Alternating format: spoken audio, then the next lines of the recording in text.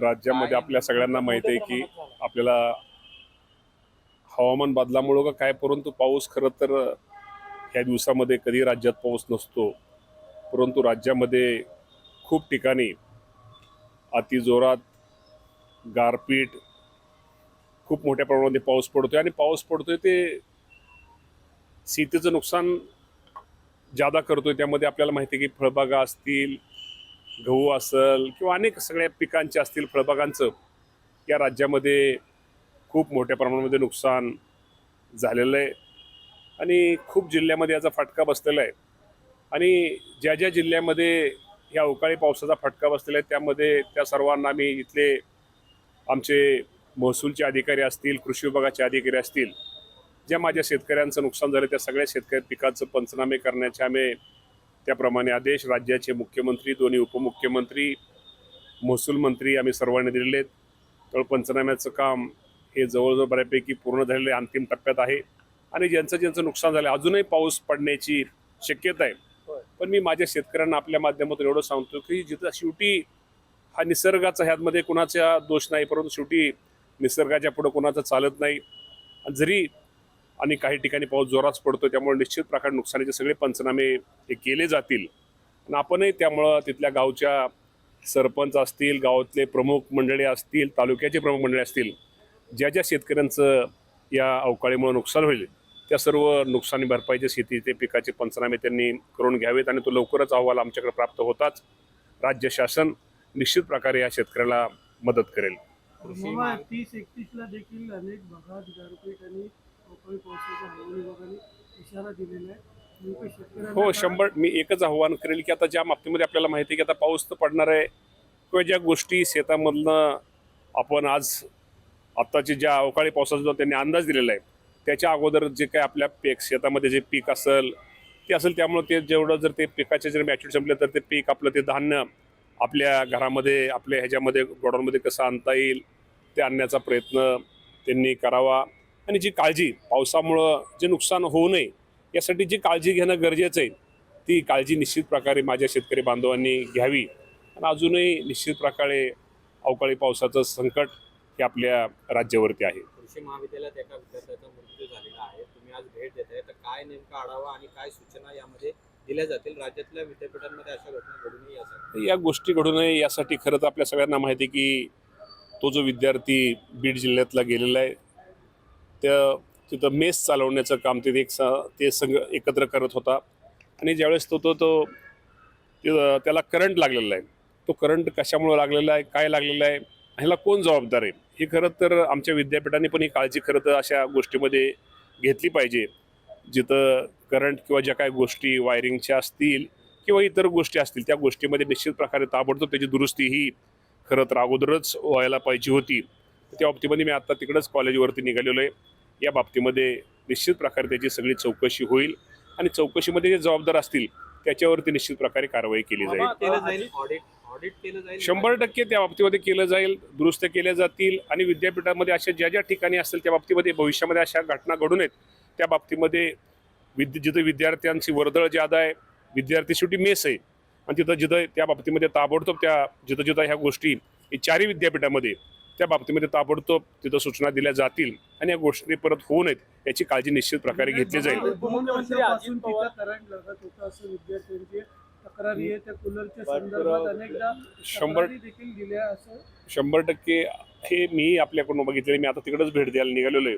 पण या बाबतीमध्ये कोण ज्यामध्ये दोषी असेल, कधी तक्रारी, ही सगळं मी माहिती जाणून निश्चित प्रकारे जो कोण दोषी असेल त्याला त्याच्या बाबतीमध्ये निश्चित प्रकारे कारवाई केली जाईल. मामा, उपमुख्यमंत्री अजित पवारांना जाऊन आज आपल्यातून 2 महिने झालेले आहेत. मात्र गेल्या 2 महिन्यात तुमच्या पक्षात मोठ्या घडामोडी घडताना दिसत आहेत. एका बाजूला महिला आयोगाच्या अध्यक्ष आणि तुमच्या पक्षाच्या महिला प्रदेशाध्यक्ष यांनी दोन्ही पदांचा राजीनामा दिलेला आहे. काल रात्री उशिरा महिला प्रदेशाध्यक्ष पदाचा राजीनामा दिलाय. खरं तर हे प्रकरण समोर आलं तेव्हा तुम्ही त्यांची पाठराखण केली होती. खरं तर आपल्या सगळ्यांना सांगतो की आपण ज्या दिवशी पाडव्याच्या सकाळी माझी मुलाखत त्यावेळेस घेतली त्यावेळेस खरात महाराज तर मी माझा स्वभाव असा की आम्ही कुठल्याच ह्या महाराज वगैरे असले बुवाबाजी आम्ही सगळ्याच्या विरोधात असतो. कारण अजितदादा पवार साहेबांच्या आम्हा सगळ्यांना एक शिकवण आहे. त्यांनी कधीच अशा महाराज लोकांना, अशा भोंदू महाराजांना कधी जवळ केलं नाही.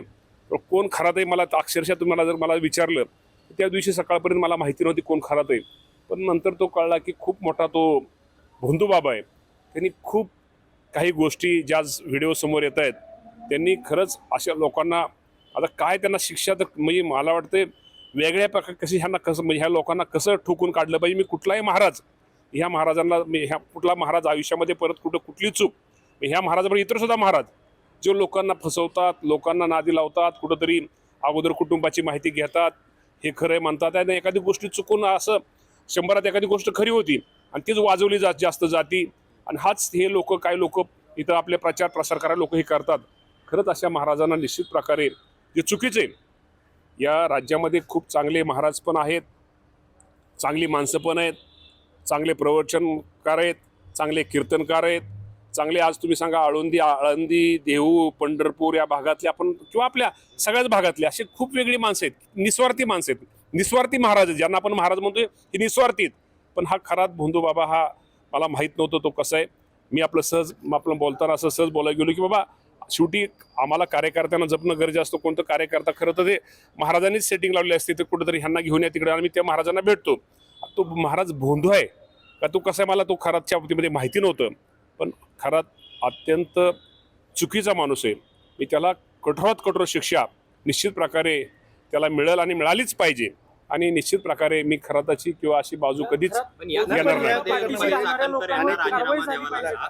सुरुवातीला तुम्ही त्यांची पाठराखण केलेली होती. आता तुमचं काय म्हणणं आहे? तुमच्याच पक्षातील काही लोक म्हणतात की रुपाली चाकणकर यांना सुद्धा याच्यामध्ये सहआरोपी करा, कारण की त्यांचा एक फोटो नाही, कारण की आता या बाबतीमध्ये मुख्यमंत्र्यांनी आता चौकशीचे आदेश दिलेले आहेत.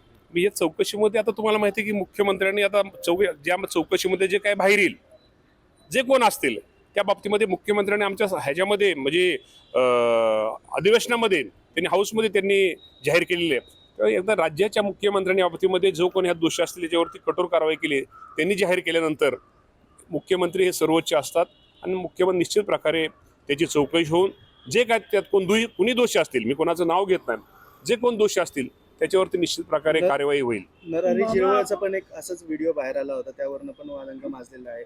आता कालच त्या बाबतीमध्ये मुख्यमंत्र्यांनी खुलासा केलेला आहे. तो व्हिडिओ खरा खोटा आता मी त्या परत आणि काय तर म्हणाय परत तुम्ही परत माझी ब्रेकिंग न्यूज चाल या बाबतीमध्ये मुख्यमंत्र्यांनी कालच चौकशीचे आदेश दिलेले आहेत. त्यामुळे चौकशी आपल्या सत्य उघड होईल आणि सत्य ऐका ना. त्याने राष्ट्रवादीचेच नेते वादात का सापडतायत? एका बाजूला रुपाली चाकणकर असतील, दुसऱ्या बाजूला नरहरी झिरवळ असतील.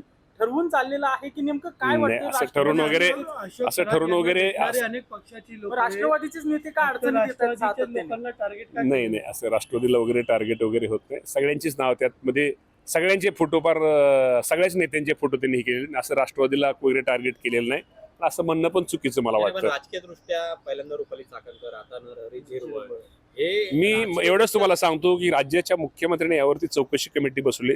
ह्यात जो कोण दोषी असतील ते व्हिडिओ सगळे चेक केले जातील. आता व्हिडिओ व्हायरल करू नका पण त्यांनी सांगितलेलं आहे. कारण काय असतं की एखाद्या कुटुंब किंवा काही गोष्टीमध्ये त्या गोष्टी काय परत भविष्यामध्ये काय चुकीच्या होऊ नयेत. त्यामुळे निश्चित प्रकारे मुख्यमंत्र्यांनी या दोन्ही गोष्टीच्या बाबतीमध्ये चौकशीचे आदेश दिले. त्यामुळे थोडं थांबा, वाट पहा. त्या बाबतीमध्ये निश्चित प्रकारे त्यात जो कोण दोषी असतील त्याच्यावरती या राज्याचे मुख्यमंत्री कारवाई करतील. आपण सांगितलं की आपल्या पक्षाने कधीच भोंदूबाबांचं समर्थन केलं नाही.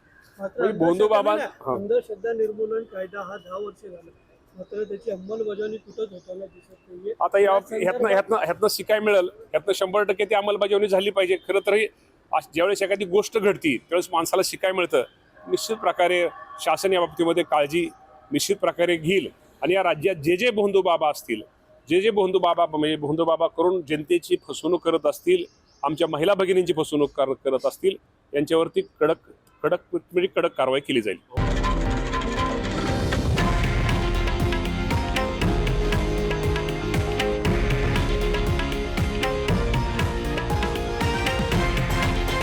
हे आहे देशातील नंबर 1 न्यूज नेटवर्क आणि आपण पाहत आहात TV9 मराठी, एकमेव.